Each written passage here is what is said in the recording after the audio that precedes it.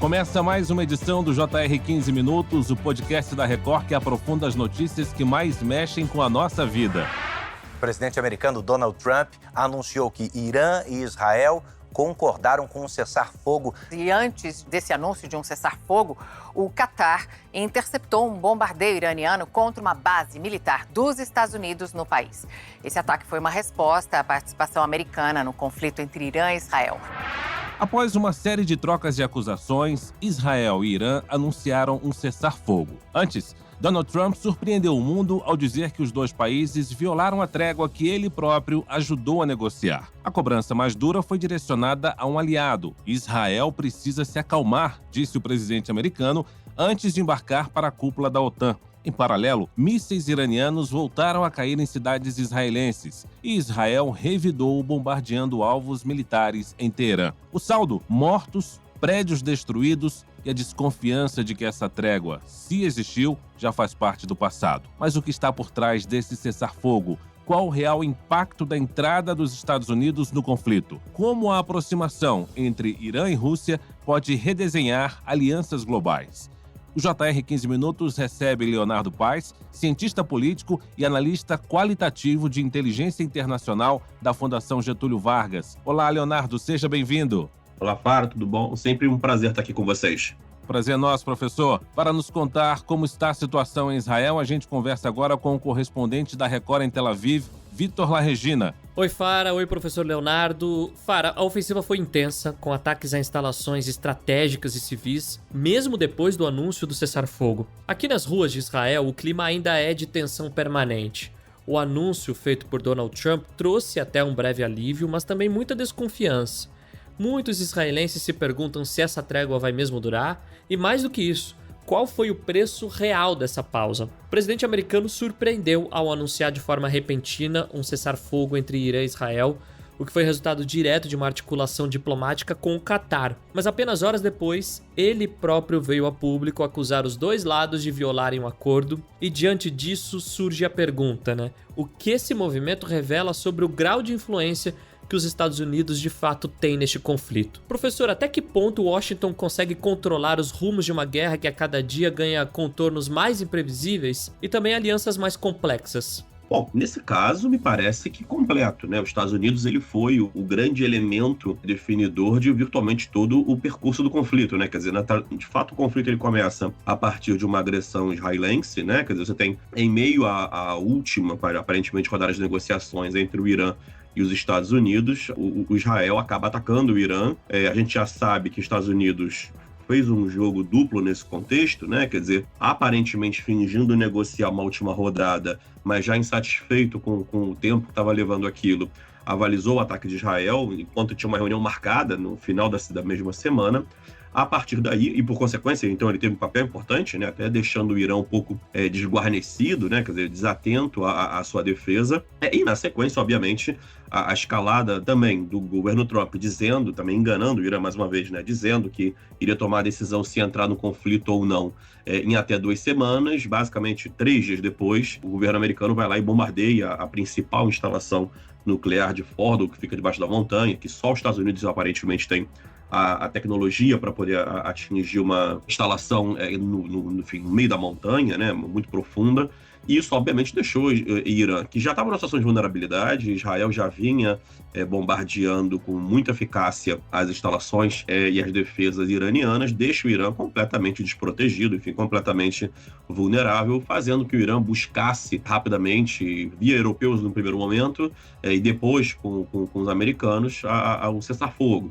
A ideia dos Estados Unidos aparentemente cessar fogo me parece que veio especialmente depois dos iranianos ameaçarem fechar o Estreito de Hormuz, que enfim, 1/5 aparentemente do petróleo mundial passa por ali. Ali seria certamente a principal maneira onde o Irã poderia causar algum tipo de dano aos Estados Unidos. Professor, o Donald Trump fez críticas duras ao primeiro-ministro Benjamin Netanyahu, mesmo sendo aliado histórico.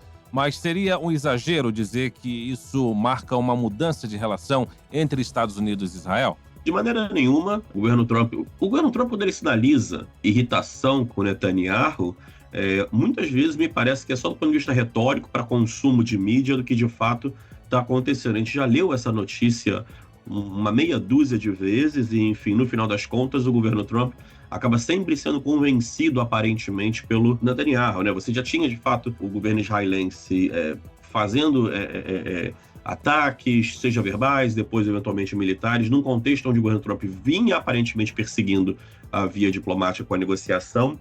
E o governo Trump, aparentemente, deu luz verde no meio de negociação, disse que ia negociar mais ainda e condenou o ataque, mas depois ele mesmo atacou. Então, na realidade, eu acho que qualquer tipo de briga que o Trump aparentemente diz à imprensa que tem, ou vazam à imprensa que ele tem com o Netanyahu, me parece que rapidamente ele esquece disso e ele vai ser persuadido por Netanyahu a qualquer outra coisa no futuro próximo. Então, não acho que essa potencial, eventual irritação que exista, efetivamente vai se sustentar no futuro. O Netanyahu e Israel vai continuar com boa vontade americana pelo Trump durante bastante tempo ainda. Professor Leonardo Paes, mesmo após o Trump anunciar o cessar-fogo, Israel e Irã continuaram os ataques. O Irã negou ter aceitado oficialmente os termos do acordo, mesmo após negociações com os Estados Unidos e Catar. Esse jogo de narrativas é comum em conflitos desse tipo? Sim, é comum a gente ver isso em relação ao conflito Rússia-Ucrânia, em virtualmente todos eles. Hoje em dia é muito difícil a gente conseguir acompanhar o que de fato está acontecendo. A leitura que eu vi desses últimos eventos foi que Estados Unidos, usando a plataforma do Catar, basicamente tenta negociar algum tipo de acordo dentro de um determinado horário, né? Cessar-fogo geralmente funciona assim, você determina uma hora e a partir daquele determinado horário não deveria ter mais hostilidades. Irã, de fato, ataca Israel, mas ainda dentro do horário limite. E Israel considera isso, enfim, uma violação, ainda que esteja dentro do horário limite, e retalha. Tanto que quando os Estados Unidos anuncia esse cessar-fogo, o Israel não, mas o Irã automaticamente fala, olha, estamos de acordo com o cessar-fogo, desde que Israel não ataque mais. Israel não se manifesta, né, até o horário imposto pelo governo Trump. Aí sim, você vai ter, a partir do ataque israelense pós o horário, os dois vão se retalhar, e você tem essa suposta bronca que os Estados Unidos dá em Israel no primeiro momento, que ele fala muito decepcionado, muito bravo, mas ele acaba criticando os dois países por violarem o cessar-fogo e impelindo eles mais fortemente a aceitarem, o que aparentemente, até este momento, parece que os dois aceitaram. Você tem já declarações de ambos os governos dizendo que aceitam o cessar-fogo desde que a outra parte não ataque. Então, é a primeira vez que o Irã fala isso mais uma vez, né? Quer dizer, falou ontem e falou hoje mais uma vez, e é a primeira vez que o Netanyahu e seu ministro da Defesa, o Israel Katz, ele vai dizer que atingiu os objetivos militares e que agora eles reservam o direito de atacar o Irã se o Irã vier a tentar reconstruir o seu programa nuclear. Professor Leonardo, as acusações mútuas de violação enfraquecem a imagem dos Estados Unidos como mediador? Qual que é o impacto disso na diplomacia americana internacional? Eu acho que não. Eu acho que é difícil você ter um cessar-fogo, a negociação de cessar-fogo feita rapidamente, né? Quer dizer, é muito comum uma primeira tentativa de cessar-fogo ela ser mais ou menos violada, ter algum tipo de problema, envolve alguns ajustes, não é incomum. A gente viu o tempo que levou para fazer o cessar-fogo entre Gaza e Israel, como ele já foi rapidamente abandonado por Israel. Você vê que a gente não conseguiu basicamente desenvolver um cessar-fogo entre Ucrânia e Rússia. Então, não, eu acho que isso não é meio que do jogo, lamentavelmente, acontece com muita frequência. Até acho que a segunda tentativa de cessar-fogo funcionou rapidamente, né? Quer dizer, até acho que ela foi eficiente nesse aspecto. E, mais uma vez, eu acho que poucos conflitos você tem um país, como nesse caso os Estados Unidos, tão influente no destino do conflito, né? Aparentemente, é raro você conseguir ver esse tipo de peso que um país pode emprestar para um determinado conflito. E, obviamente, nesse contexto, os Estados Unidos, ao decidir pelo cessar-fogo, ele conseguiu conduzir os dois, né? Irã muito vulnerável já a Israel e duplamente vulnerável aos Estados Unidos, buscava de qualquer maneira qualquer tipo de cessar-fogo, porque permanecer no conflito era muito destrutivo para eles. Israel sabe que não tem condições de fazer nada muito mais do que esses ataques aéreos, não tem capacidade de derrubar o governo iraniano e só teria capacidade de fato de conseguir impor algum tipo de destruição via mísseis ou aeronáutica. Não tem nenhuma capacidade de invasão efetiva terrestre ao Irã. Então, nesse contexto, acho que o Israel depende dos Estados Unidos em levar o seu potencial destrutivo, levar armas efetivamente para poder causar qualquer tipo de dano mais estrutural. Nós falamos muito do Trump aqui, professor, e agora é importante citar também o outro lado, porque diante do apoio declarado do Vladimir Putin ao Irã, essa aproximação entre Moscou e Teherã seria apenas um gesto diplomático ou pode representar o início de um novo bloco militar, por exemplo, contra o Ocidente? Nesse momento de gesto diplomático, a Rússia está... Um dos motivos pela fragilidade do Irã, justamente a Rússia está até os joelhos, né, no lamaçal da Ucrânia, né, ela está num conflito que não tinha expectativa de que fosse tão complexo, não tem a menor capacidade de dar muita ajuda militar para entrar nesse conflito, né, com o Irã. Ao contrário, a Rússia é demandante de ajuda militar do Irã, via drones e tudo mais. Então, não acho que seja o caso. Se isso vai ser uma aliança militar no futuro, é difícil prever, né? Quer dizer, de fato, o Irã já vem se aproximando da Rússia e vice-versa, ainda que os dois tenham alguma desconfiança entre eles em relação à questão política, ambos entendem que estão do mesmo lado da história, na medida que são dois países, obviamente, alienados e dois países entendidos enquanto inimigos dos Estados Unidos / Ocidente, né? Quer dizer, não é nenhuma escolha deles se aproximarem, é um casamento de conveniência, dado que os Estados Unidos mais os seus parceiros na Europa Ocidental especialmente decidiram alienar e considerar esses dois países como párias internacionais. Então, acho que ambos meio que obrigatoriamente vão ter que se apoiar efetivamente nesse contexto. Isso vai virar uma aliança militar efetiva no futuro? Não vou prever isso nesse momento, mas é uma possibilidade que está na mesa. Professor Leonardo, e o que impede que esse cessar-fogo, ainda que frágil aparentemente, evolua para um acordo de paz mais duradouro? Será que nós estaríamos diante da falta de vontade política dos envolvidos ou há, de fato, pouco espaço estratégico para manter a trégua nessas condições atuais? Eu acho que há interesse político, sim, por parte do Irã, dada a fragilidade que ele tem. Você vê que o Irã ele tem buscado o não conflito há bastante tempo. O Israel, não é de hoje que Israel ataca alvos iranianos dentro e fora do Irã. Ano passado, agora não lembro se foi 23 ou foi 24, Israel ataca a embaixada do Irã na Síria, né? Quer dizer, Israel depois ataca de fato o território iraniano.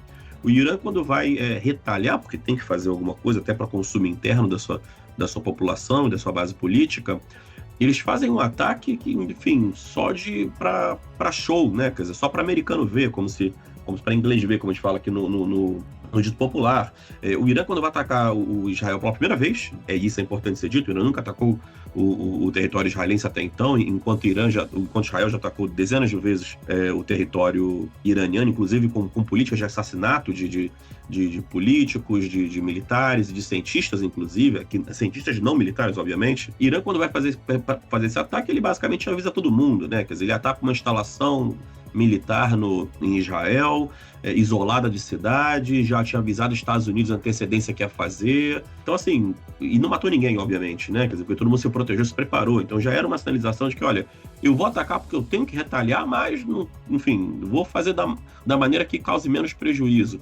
Foi o mesmo agora no Catar. O Irã, quando vai atacar agora o Catar para retaliar o bombardeio americano na usina de Fordow, ele também faz um ataque todo cuidadoso para não acertar nada, né? Quer dizer, ele avisa em antecipado, o Catar sinaliza, o próprio Trump reconhece isso num tweet, de maneira que, obviamente, mais uma vez, o governo do Catar consegue, enfim, basicamente acabar com todos os mísseis que foram lançados pelo Irã. O que atingiu, não atingiu e matou ninguém, obviamente.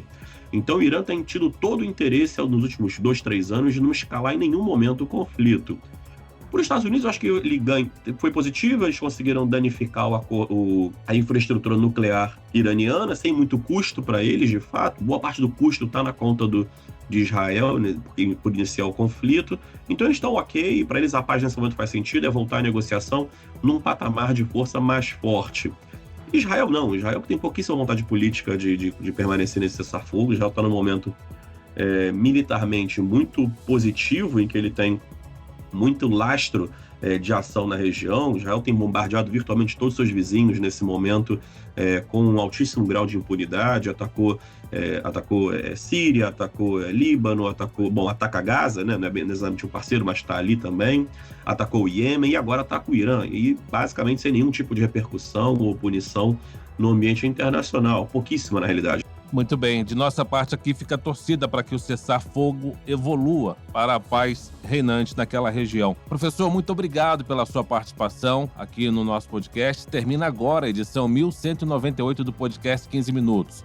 Eu quero agradecer a participação do Leonardo Paes, cientista político e analista qualitativo de inteligência internacional da Fundação Getúlio Vargas. Obrigado, professor Leonardo.